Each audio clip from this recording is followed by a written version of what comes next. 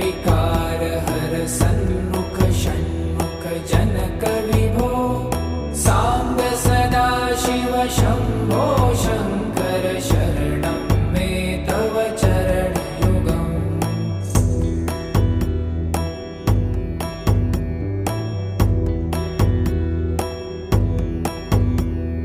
सत्यं ज्ञानमनन्तं ब्रह्मे ते